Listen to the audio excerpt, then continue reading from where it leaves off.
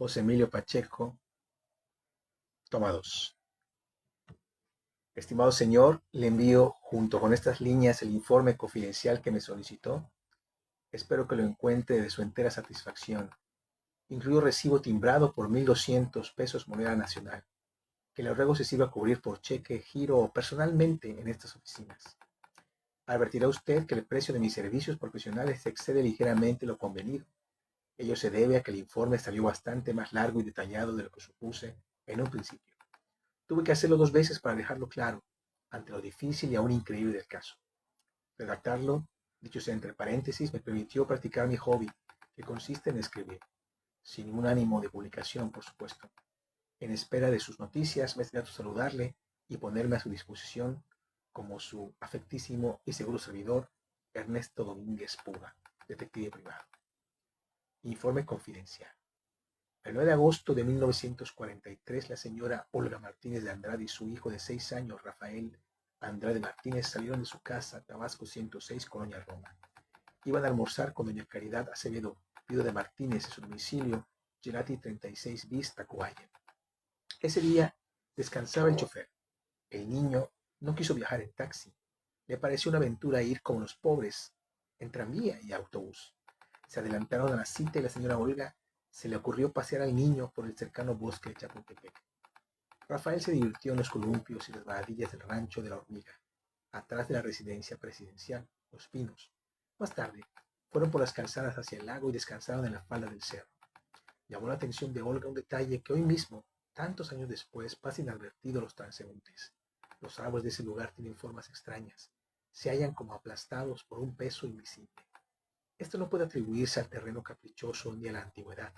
El administrador del bosque informó que no son árboles vetustos como los ahuehuetes prehispánicos de las cercanías. Datan del siglo XIX, cuando actuaba como emperador de México el archiduque Maximiliano. Ordenó sembrarlos en vista de que la zona resultó muy dañada en 1847 a consecuencia de los combates en Chapultepec y el asalto del castillo por las tropas norteamericanas. El niño estaba cansado y se tendió de espaldas en el suelo. Su madre tomó asiento en el tronco de uno de aquellos árboles que, si usted me lo permite, calificaré de sobrenaturales. Pasaron varios minutos. Olga sacó su reloj, se lo acercó a los ojos, vio que ya eran las 2 de la tarde y debían irse a casa de la abuela. Rafael le suplicó que lo dejara un rato más. La señora aceptó de mala gana, inquieta porque en el camino se habían cruzado con varios aspirantes a torero, quienes ya desde entonces practicaban al pie de la colina en un estanque seco, próximo al sitio que se asegura fue el baño de Moctezuma. A la hora del almuerzo, el bosque había quedado desierto. No se escuchaba rumor de automóviles de las calzadas, ni trajín de lanchas en el lago. Rafael se entretenía en obstaculizar con una ramita el paso de un caracol. En ese instante se abrió un rectángulo de madera oculto bajo la hierba rala del cerro y apareció un hombre que dijo a Rafael: déjalo, no lo molestes. Los caracoles no hacen daño y conocen el reino de los muertos. Salió del subterráneo, fue hacia Olga, le tendió un periódico doblado y una rosa con un alfiler. Tenga para que se entretenga, tenga para que se la prenda. Olga dio las gracias, extrañada por la aparición del hombre y la amabilidad de sus palabras. Lo creyó un vigilante, un guardián del castillo, y de momento no reparó en su vocabulario ni en el olor a humedad que se desprendía de su cuerpo y su ropa. Mientras tanto, Rafael se había acercado al desconocido y le preguntaba: ¿ahí vives? No, más abajo, más adentro. ¿Y no tienes frío? La tierra en su interior está caliente. Llévame a conocer tu casa. Mamá, ¿me das permiso? Niño, no molestes. Dale las gracias al Señor y vámonos ya. Tu abuelita nos está esperando. Señora, permítale asomarse. No lo deje con la curiosidad. Pero Rafaelito, ese túnel debe de estar muy oscuro. ¿No te da miedo? No, mamá. Olga asintió con gesto resignado. El hombre tomó de la mano a Rafael y dijo al empezar el descenso: volveremos. Usted no se preocupe. Solo voy a enseñarle la boca de la cueva. Cuídelo mucho, por favor, se lo encargo. Según el testimonio de parientes y amigos, Olga fue siempre muy distraída. Por tanto, juzgó normal la curiosidad de su hijo, aunque no dejaron de sorprenderle el aspecto y la cortesía del vigilante. Guardó la flor y desdobló el periódico. No pudo leerlo. Apenas tenía 29 años, pero desde los 15 necesitaba lentes bifocales y no le gustaba usarlos en público. Pasó un cuarto de hora. El niño no regresaba. Olga se inquietó y fue hasta la entrada de la caverna subterránea, sin atreverse a penetrar en ella. Gritó con la esperanza de que Rafael y el hombre le contestaran. Al no obtener respuesta, bajó aterrorizada hasta el estanque seco. Dos aprendices de torero se adiestraban allí. Olga les informó de lo sucedido y les pidió ayuda. Volvieron al lugar de los árboles extraños. Los torerillos cruzaron miradas al ver que no había ninguna cueva, ninguna boca de ningún pasadizo. Buscaban a Gata sin hallar el menor indicio. No obstante, en manos de Olga estaban la rosa, el alfiler, el periódico, y en el suelo el caracol y la ratita. Cuando Olga cayó presa de un auténtico shock, los torerillos entendieron la gravedad de lo que en principio habían juzgado una broma o una posibilidad de aventura. Uno de ellos corrió a avisar por teléfono desde un puesto a orillas del lago. El otro permaneció al lado de Olga e intentó calmarla. 20 minutos después se presentó en Chapultepec el ingeniero Andrade, esposo de Olga y padre de Rafael.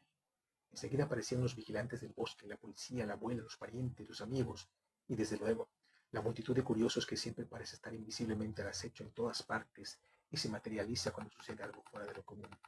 El ingeniero tenía grandes negocios y estrecha amistad con el general Maximino Ávila Camacho. El modesto especialista en resistencia de materiales cuando gobernaba el general Lázaro Cárdenas, Andrade se había vuelto millonario en el nuevo régimen, gracias a las concesiones de carreteras y puentes que le otorgó don Maximino. Como usted recordará, el hermano del presidente Ávila Camacho era el secretario de Comunicaciones, la persona más importante del gobierno y el hombre más temido de México.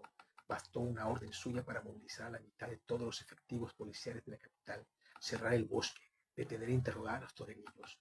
Uno de sus ayudantes irrumpió en Palma 10 y me llevó a Chapultepec con un automóvil oficial. Dejé todo para cumplir con la orden de Ávila Camacho. Yo acababa de hacerle servicios de la índole más reservada y me honra el haber sido digno de su confianza. Cuando llegué a Chapultepec hacia las 5 de la tarde, la búsqueda proseguía sin que se hubiese encontrado ninguna pista. Era tanto el poder que don Maximino, que en lugar de los hechos se hallaba para dirigir la investigación, el general Miguel Z. Martínez, jefe de la policía capitalina, y el coronel José Gómez Anaya, director del servicio secreto. Agentes y uniformados trataron, como siempre, de impedir mi labor. El ayudante dijo a los superiores el nombre de quien me ordenaba hacer una investigación paralela. Entonces me dejaron comprobar que en la tierra había rastros del niño, no así del hombre que se lo llevó. El administrador del bosque aseguró no tener conocimiento de que hubiera cuevas o pasadizos en Chapultepec. Una cuadrilla excavó el sitio en donde Olga juraba que había desaparecido su hijo. Solo encontraron cascos de metralla y huesos muy antiguos. Por su parte, el general Martínez declaró a los reporteros que la existencia de túneles en México era solo una más de las muchas leyendas que envuelven el secreto de la ciudad. La capital está construida sobre el lecho de un lago. El subsuelo fangoso vuelve imposible esta red subterránea. En caso de existir, se hallaría anegada. La caída de la noche obligó a dejar el trabajo para la mañana siguiente. Mientras interrogaba a los torerillos, a los hermanos de la inspección, acompañé al ingeniero Andrade a la clínica psiquiátrica de Michoacán, donde atendían a Olga, los médicos enviados por Ávila Camacho. Me permitieron hablar con ella, y solo saqué en claro lo que consta al principio de este informe. Pero por los insultos que recibí en los periódicos, no guardé recortes y ahora lo lamento. La radio difundió la noticia. Los vespertinos ya no la alcanzaron. En cambio, los diarios de la mañana desplegaron en primera plana y a 8 columnas lo que a partir de entonces fue llamado el misterio de Chapultepec. Un pasquín ya desaparecido se atrevió a afirmar que Olga tenía relaciones con los dos torerillos. Chapultepec era el escenario de sus encuentros. El niño resultaba el inocente encubridor que, al conocer la verdad, tuvo que ser eliminado. Otro periódico sostuvo que hipnotizaron a Olga y le hicieron creer que había visto lo que contó. En realidad, el niño fue víctima de una banda de robachicos.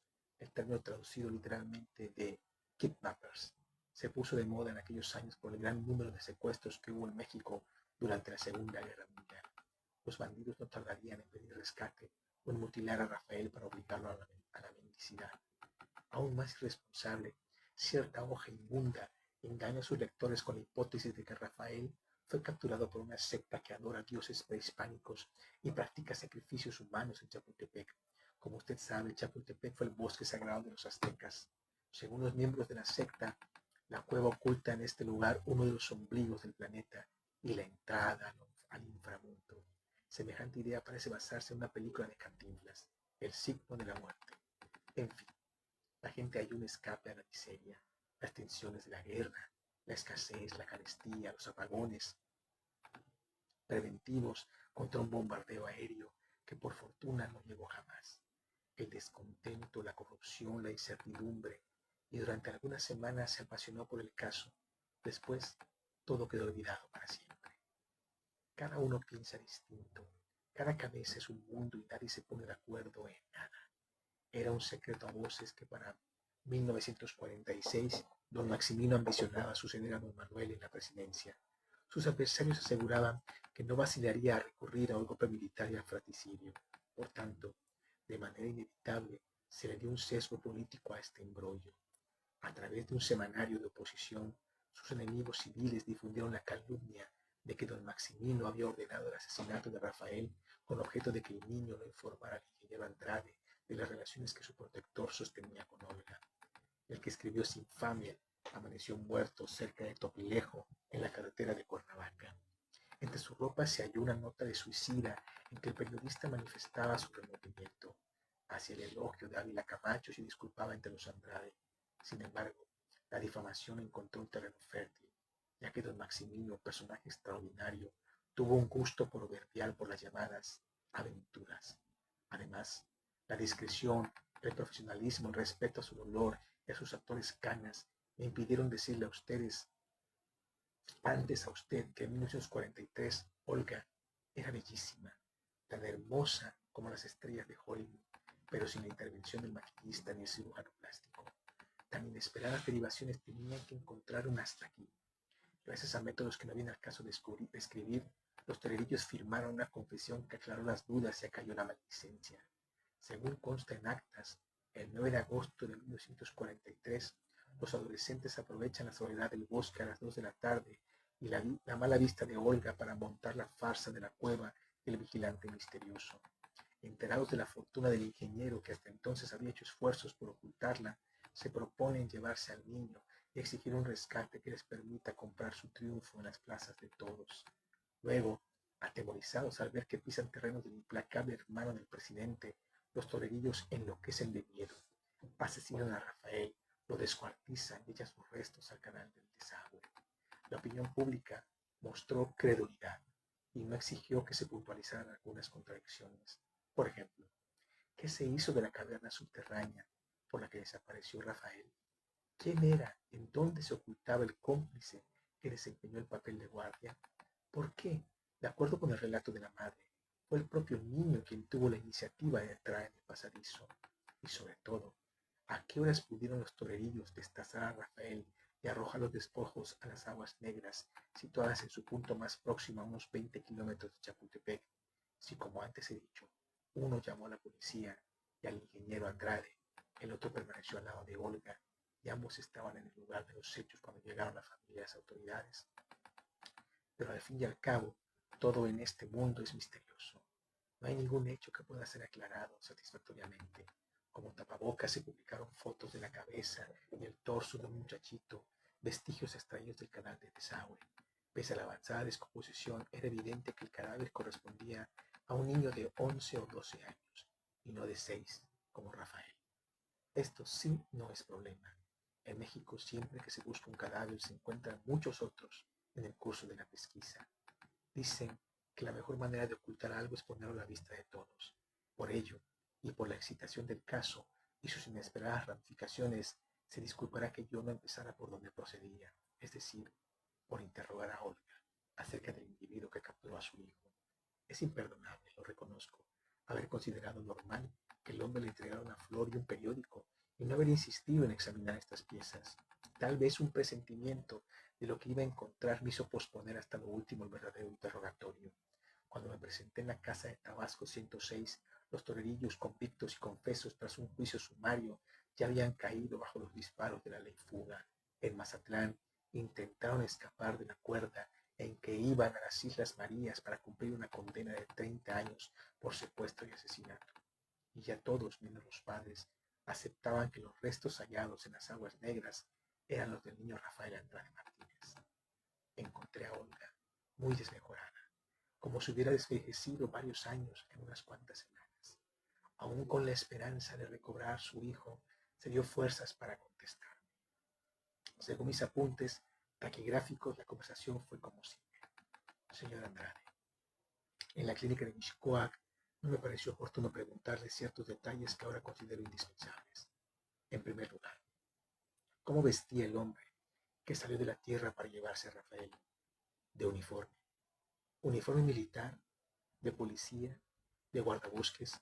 No, es que, ¿sabe usted? No veo bien sin mis lentes, pero no me gusta ponérmelos en público. Por eso pasó todo, por eso. Cálmate, intervino mi señora Andrade cuando su esposa comenzó a llorar. Perdone, no me contestó usted. ¿Cómo era el uniforme? Azul, con adornos rojos y dorados. Parecía muy desteñido. Azul marino, más bien azul claro, azul pálido. Continuemos. Apunté en mi libreta las palabras que le dijo al hombre al darle el periódico y la flor. Tenga para que se entretenga. Tenga para que se la aprenda. ¿No le parecen muy extrañas? Sí, rarísimas. Pero no me di cuenta, qué estúpida. No me lo preguntaré jamás. ¿Advirtió usted en el hombre algún rasgo fuera de lo común? Me parece estar oyéndolo. Hablaba muy despacio y con acento. ¿Acento regional? ¿Como si el español no fuera su lengua? Exacto, como si el español no fuera su lengua. Entonces, ¿cuál era su acento? Déjeme ver. Quizá como alemán. El ingeniero y yo nos miramos. Había muy pocos alemanes en México. Eran tiempos de guerra, no se olvide. Y los que no estaban concentrados en el castillo de Perote vivían bajo sospecha. Ninguno se hubiera atrevido a meterse en un lío semejante. Y él, ¿cómo era él? Alto, sin pelo, olía muy fuerte, como a humedad. Señora Olga, disculpe el atrevimiento, pero si el hombre era estrafalario, ¿por qué dejó usted que Rafaelito bajara con él a la cueva? No sé, por tonta. Porque él me lo pidió, porque siempre lo he consentido mucho. Nunca pensé que pudiera ocurrirle nada malo. Espere, hay algo más. Cuando el hombre se acercó vi que estaba muy pálido. ¿Cómo decirle? Blancuzco. Eso es, como un caracol fuera de su concha. Válgame Dios, ¿qué cosas se te ocurren? Exclamó el ingeniero Andrade. Me estremecí para fingirme sereno. Enumeré. Bien, aunque decía frases poco usuales, hablaba con acento alemán, llevaba un uniforme azul pálido, olía mal y era fofo, viscoso. ¿Gordo? ¿De baja estatura? No, señor, todo lo contrario, muy alto, muy delgado. Ah, además tenía barba. ¿Barba? Pero si nadie usa barba, ya nadie usa barba, repite el ingeniero Andrade. Pues él tenía, afirmó Olga. Me atreví a preguntarle, ¿una barba como la de Maximiliano de Habsburgo, partida en dos sobre el mentón? No, no. Recuerdo muy bien la barba de Maximiliano. En casa de mi madre hay un cuadro del emperador y la emperatriz Carlota. No, señor. Él no se parecía a Maximiliano. Lo suyo eran más bien mostachos o patillas, como grises o blancas, no sé. La cara del ingeniero reflejó mi propio gesto de espanto. De nuevo quise aparentar serenidad y dije como si no tuviera importancia. ¿Me permite examinar la revista que le dio el hombre? Era un periódico, creo yo. También guardé la flor y el alfiler en mi bolsa. Rafael, ¿no te acuerdas qué bolsa llevaba?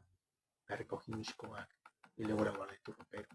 Estaba tan alterado que no se me ocurrió abrirla.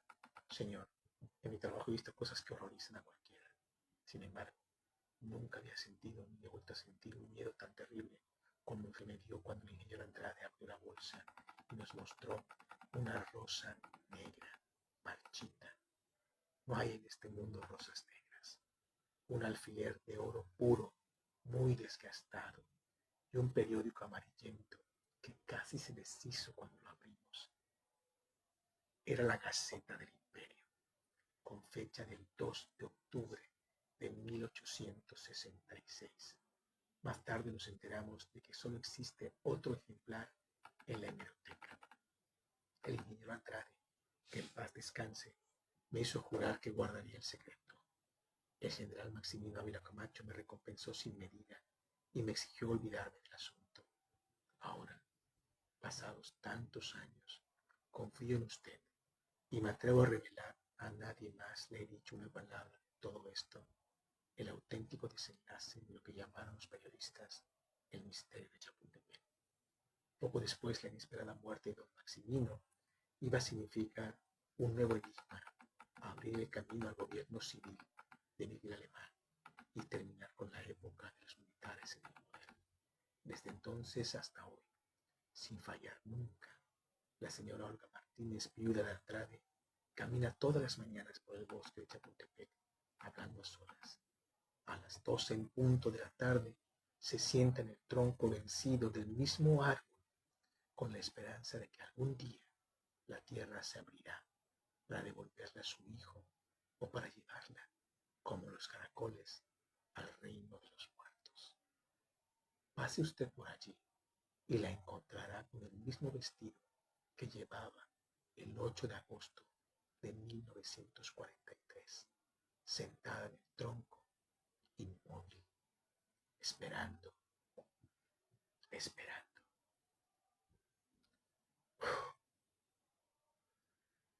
Y así acaba Tenga para que se entretenga, un brillante cuento de José Emilio Pacheco, este escritor mexicano. No sé si conocían el cuento, no sé si han leído más obra de José Emilio, pero déjenme sus comentarios para saber si este tipo de cuentos también les gusta que yo les comparta. Recuerden, mi nombre es Adán Echeverría y en este canal nos gusta leer cuentos, literatura y más. Nos vemos.